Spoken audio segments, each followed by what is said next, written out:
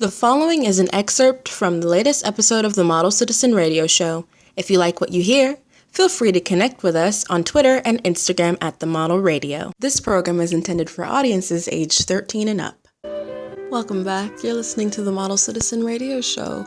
A slightly debilitated version of the Model Citizen Radio Show, because if I haven't said it already, I'll say it again.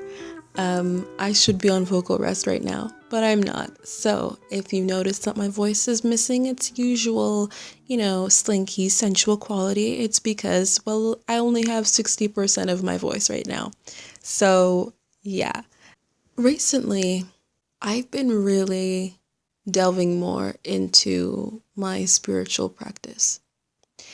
And that's something I never thought I would say, even a couple of years ago, or even honestly, maybe even a year ago. If you don't know, I'm an atheist. I'm still an atheist.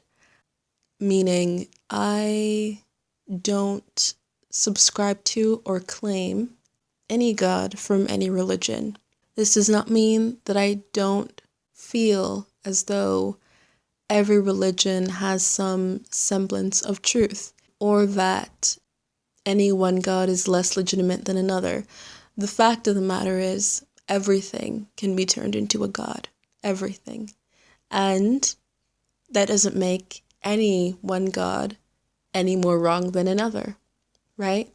Ultimately, the concept of God and the idea of praising or worshiping or attending to a power higher than you is a way to connect with ourselves, right? It's a mode of self-reflection.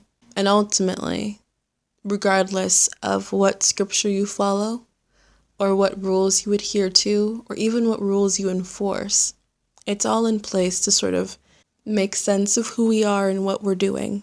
And that in and of itself is beautiful. Now, why I'm not religious is because I personally like to dictate those things for myself, right?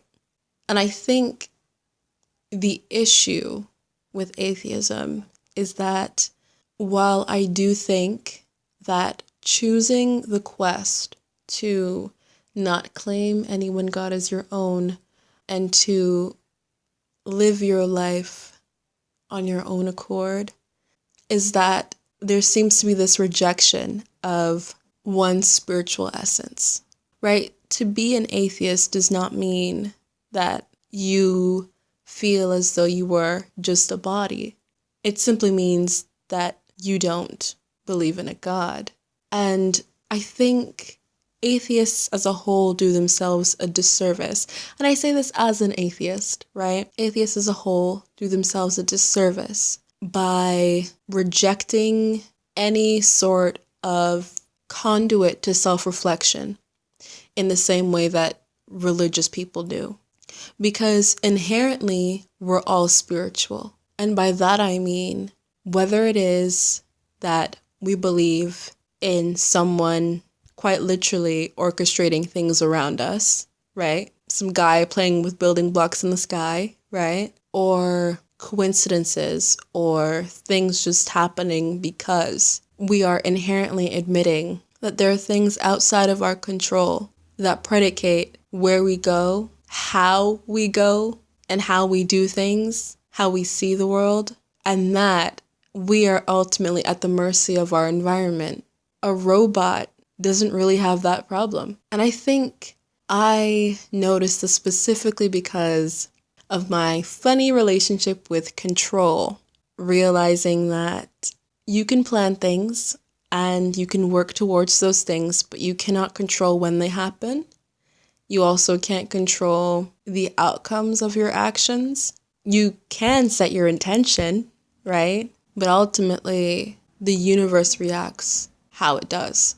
And we have no say in that. And I think there's something really beautiful about this. I'm getting like a visual of being in a boat and not knowing the path of the water, not knowing how far it goes, if it even ends, not knowing what I'll see as I continue to drift down this river. But I'm consistently coasting, consistently going, no matter if my boat gets caught on some rocks or, I get some water splashed on me or whatever the case may be. This idea that things still move and things are moving, kind of as if the aether itself, or the water, if we're going with the metaphor, is a life form all of its own. And, the reason why I've been thinking about this and kind of mulling this over is because, as I said, I've been getting really into my spiritual practice recently. Actually, maybe since September? No, I think August, really. Yeah, actually my birthday, ironically. And just really kind of, I'll put it this way. Whether or not you believe that non-physical beings exist, regardless of whether or not you subscribe to a religion or not, you can communicate with them.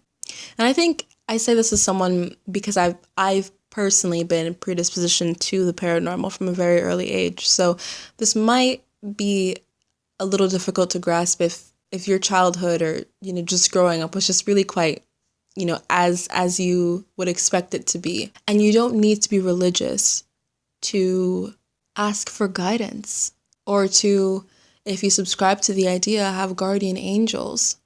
You don't even have to call them guardian angels. You can call them, I don't know, light beings, whatever. Like it doesn't matter what you call them. But the idea that actually there are non-physical or interdimensional beings that have a far greater knowledge of the universe and all of its workings and just how things move and orchestrate themselves. That's not really a religious belief. It is scientific. The hypothesis that humans aren't the most intelligent life form in existence and that it's possible that we simply don't have the apparatus materially to sense them, communicate with them. But that inherently, because we are spiritual beings, biologically we can communicate with them. And I'm not really sure why or even what this means for me. I don't know what this should mean for you either, but I think atheists in general, if you are an atheist, by all means, right? Don't subscribe to a religion. That's fine. I don't. Don't claim any religious God as your own. I don't. It's fine. But in rejecting religion, don't also reject your true spiritual essence. Don't reject yourself from the higher knowledge and the greater perspective that beings more evolved than us are willing to share with us, right? Because we are one big community, simply put. And this is kind of like, I don't want my fellow atheists to live a very sterile, when I say dreadful, what I really mean is full of existential dread.